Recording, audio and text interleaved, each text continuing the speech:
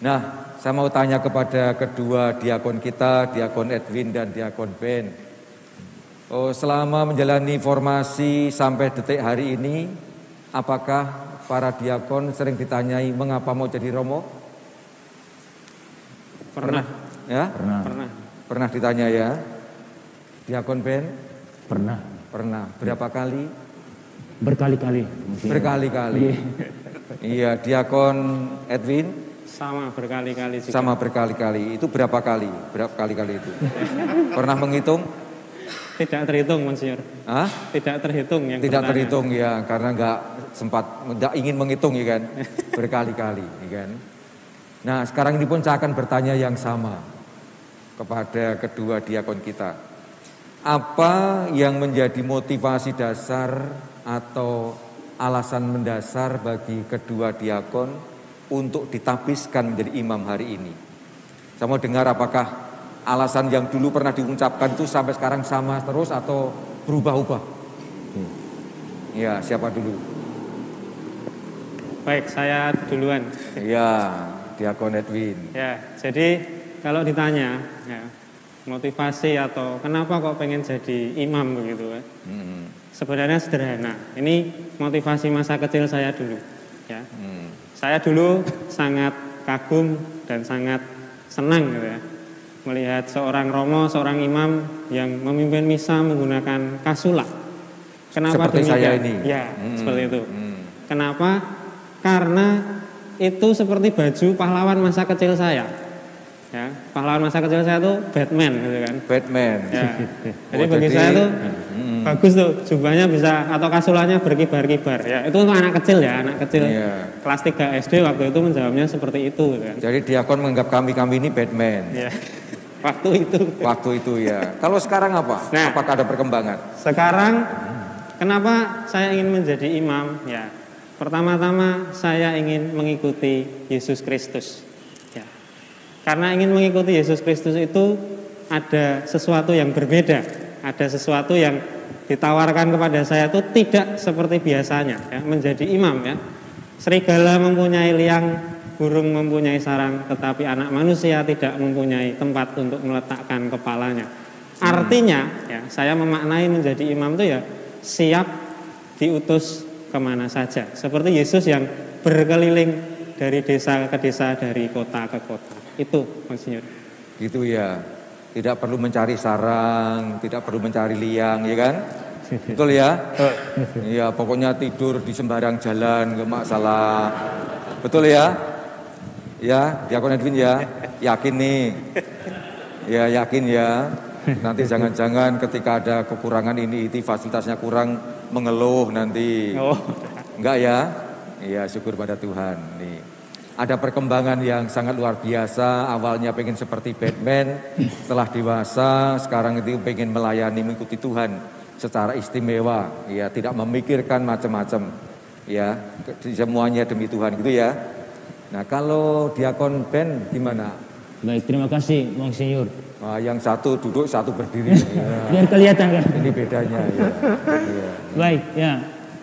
Awal saya tertarik untuk mengikuti Kristus di jalan panggilan ini adalah pengalaman terpesona, Monsinyur. Terpesona. Terpesona, ya. Terpesona karena apa? Saya terpesona dengan seminaris. Waktu itu kedua kakak saya sudah mendahului saya masuk seminari menengah. Waktu itu seminari menengah Lalian, Santa Maria Immaculata Lalian, Atambua, Keuskupan Atambua. Saya begitu terpesona dengan gaya mereka. Kalau ketika mereka liburan Paskah atau liburan Natal, selalu tertarik saya dengan gaya mereka. Mereka tampil begitu dekat dengan Romo, begitu dekat dengan gereja, sangat istimewa di dalam keluarga. Itu yang membuat saya tertarik pertama kali. Saya jatuh cinta dengan panggilan itu, dengan pengalaman terpesona itu. Kemudian saya memilih MSF. Saya memilih MSF sepanjang perjalanan saya menjalani formasi di tempat ini. Kemudian saya disadarkan. Saya coba melihat perjalanan sejarah saya. Dari saya dalam keluarga, hingga saya kemudian diterima dalam kongregasi MSF. Saya menemukan dasar panggilan hidup saya, terutama untuk menjadi imam, adalah kasih Allah itu sendiri. kasih Allah yang terjadi dalam hidup saya, terutama ketika saya mengalami sebuah peristiwa kecelakaan di hari ulang tahun saya, hari ulang tahun yang ke-6 tahun. Saya kira saya sudah meninggal. Sebuah pertanyaan mendasar yang selalu menggelitik dalam hati saya, mengapa Tuhan masih memberikan nafas kehidupan itu untuk saya? Itu pertanyaan yang muncul waktu usia 6 tahun ya. Iya. Luar biasa sekali. Iya. Saya kemudian bertanya, Monsinyur, dan kemudian saya menemukan, saya diarahkan oleh kongregasi MSF, formasinya yang luar biasa untuk saya. Saya mengalami sebuah pengolahan yang sungguh bagi saya samakan dengan pengalaman Paulus ya, di Damsyik ya. Bahwa karakteristik saya sebagai seorang yang berkepribadian latar belakang Flores, yang ya dengan budaya yang keras, dengan didikan orang tua saya di kiri kanan ini yang luar biasa keras waktu kami masih kecil, tetapi saya kemudian diolah dalam asuhan keluarga kudus Nazaret dalam MSF ini untuk menjadi pribadi yang sungguh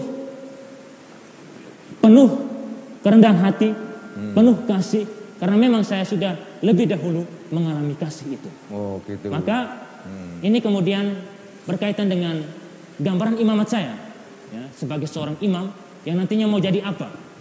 Saya ingin menjadi seorang imam yang sungguh berbelas kasih. Ya, berbelas seperti kasih. yang mungkin Monsinyur sudah membaca dalam refleksi.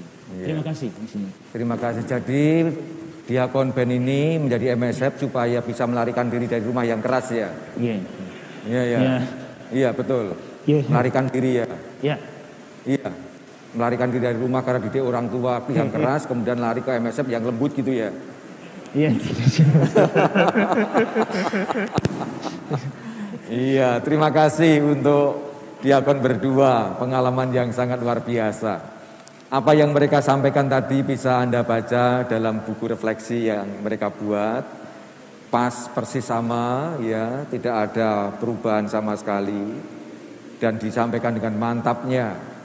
Dan bagi mereka berdua, mengapa mereka berjuang mati-matian dalam arti berjuang sungguh-sungguh untuk menjadi seorang imam, karena imamat merupakan sebuah rahmat yang sangat berharga, bahkan dikatakan tak ternilai lagi. Betul ya? Tak ternilai, sangat berharga dan tak ternilai. Namun ada kesadaran dalam diri Diakon Edwin ini bahwa harta yang sangat berharga ini tersimpan dalam bejana tanah liat yang rapuh. Dan saya rasa Diakon Ben juga menyadari hal yang sama. Ada banyak kerapuan, dan dalam kerapuan inilah Allah memberikan rahmat, yakni harta imamat ini. Kita bisa memahami, kita bisa membayangkan atau bisa mengerti kerapuhan bejana tanah liat. Kalau kita di rumah punya bejana tanah liat? Ada yang punya, ada yang tidak ya. Kalau zaman saya dulu di rumah ada banyak sekali semua. Ada pengaron, ada apa lagi? Kuali, ada apa lagi? Kendi. Apa? Kendi, apalagi celengan, gitu. Macam-macam terbuat dari tanah liat dan semuanya itu rapuh dalam arti mudah sekali untuk gempil. Diakon Ben tahu gempil? Boten ngertos. Boten pirsa nggih. Gempil itu apa ya gempil? Bahasa Indonesia gempal ya. Apa? Cuil. Nah, cuil. Tahu cuil? Tahu. Pak Ansel tahu cuil? Tahu ya?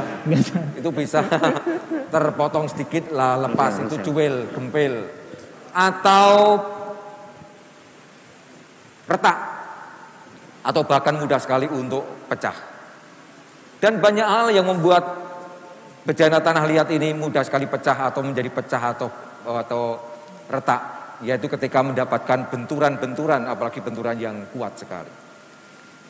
Dan Anda semua, para romo, para frater, para diakon, suster, bruder, menyadari betul bahwa ada begitu banyak hal-hal yang bisa membentur kita, menjadi benturan terhadap bejana tanah liat ini, sehingga bisa retak, bisa gempil, bahkan bisa pecah.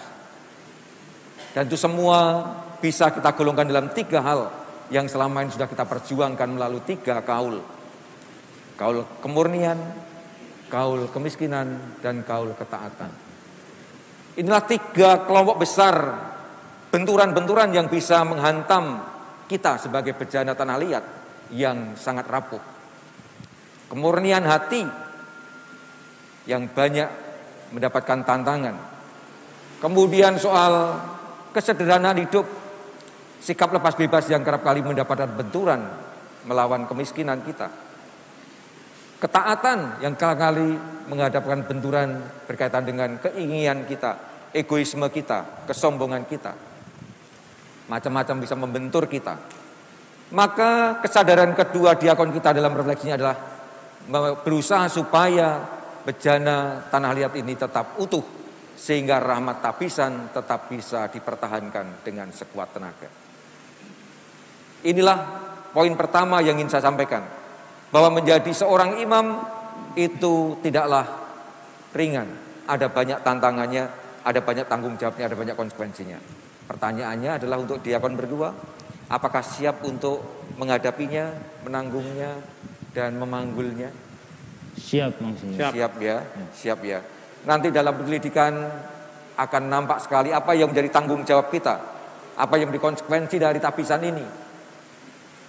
Tidak hanya mewartakan Injil dengan penuh sukacita, tidak hanya merayakan misteri Tuhan dengan perayaan-perayaan sakramental, namun juga bahkan yang kadang-kadang mendapatkan kesulitan kita adalah tetap menyatukan diri, berdoa untuk umat dan bersatu dengan Kristus setiap waktu, setiap saat. Inilah yang jadi perjuangan kita terus-menerus. Yang pertama. Yang kedua, rahmat tapisan ini bukan untuk diri sendiri, namun untuk banyak orang, untuk orang lain, untuk keselamatan umat manusia.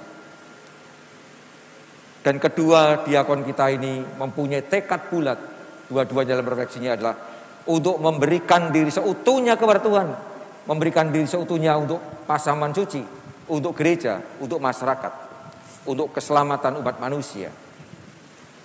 Inilah yang kiranya menjadi pergulatan lebih lanjut adalah bagaimana mewujudkan rahmat Tuhan yang berlimpah ini untuk dibagikan kepada semua orang yang kita jumpai, agar mereka semua mengalami keselamatan, mengalami sukacita, mengalami kegembiraan yang sejati.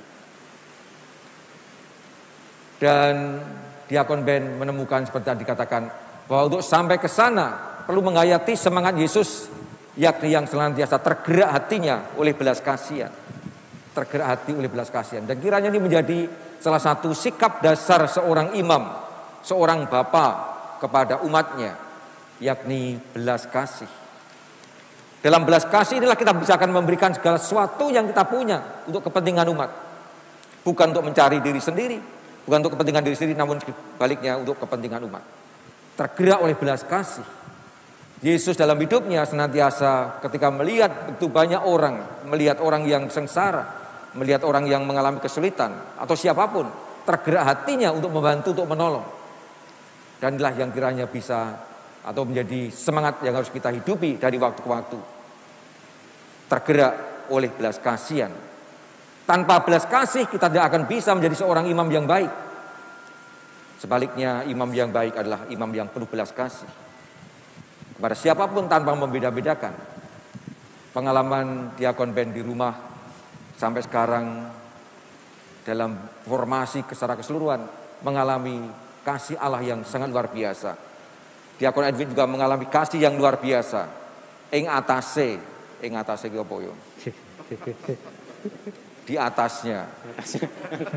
Enggak ya? Ya. Meskipun penuh dengan kerapuan, meskipun dengan penuh kekurangan, namun toh dicintai oleh Allah. Maka sekarang saatnya untuk membagikan kasih Allah itu kepada siapapun dengan penuh kesungguhan, tanpa memikir kepentingan diri sendiri. Sebaliknya kepentingannya adalah untuk Tuhan dan untuk umat, untuk keselamatan mereka. Ini poin yang kedua yang kiranya menjadi kekuatan kita. Hidup dalam semangat pelayanan penuh belas kasih, tergerak oleh belas kasih. Ketika kita tidak tergerak oleh belas kasih, saya yakin pengalaman atau pelayanan kita akan menjadi pelayanan yang kosong, pelayanan yang hanya ritual, pelayanan yang hambar, ya, karena tidak ada penghayatan dari dalam diri kita, tidak ada passion. Maka semangat belas kasih ini perlu menjadi kekuatan kita, menjadi milik kita dalam seluruh karya pelayanan kita menjadi seorang imam. Pertanyaannya adalah, mampukah kita sebagai bejana tanah liat ini melaksanakan cita-cita yang sangat luhur ini, memegang teguh rahmat Tuhan ini secara utuh dan memberikan pelayanan yang baik? Hanya akan mungkin kalau kita tetap selalu bersatu dengan Kristus, sang pokok anggur kita. Refleksi kedua diakon kita nampak sekali bahwa hanya dalam Tuhan, dalam kesatuan dengannya lah, maka akan mampu melaksanakan tugas panggilan yang tidak ringan ini. Maka mereka mengambil moto yang sangat bagus sekali, tinggallah dalam aku dan aku dalam kamu. Kesatuan kita dengan Kristus menjadi kekuatan, menjadi sumber kekuatan, menjadi sumber penghiburan, dan bahkan menjadi kesegaran yang bisa mewarnai seluruh karya pelayanan kita, mewarnai karya-karya kita yang lain. Semuanya mengalir dari sana. Tadi Romo Margo, Romo Provinsial sudah menandaskan identitas kita sebagai seorang imam MSF, sebagai manusia pendoa, manusia pewarta, manusia gerejawi yang menjaga kesatuan, dan juga seorang manusia misionaris.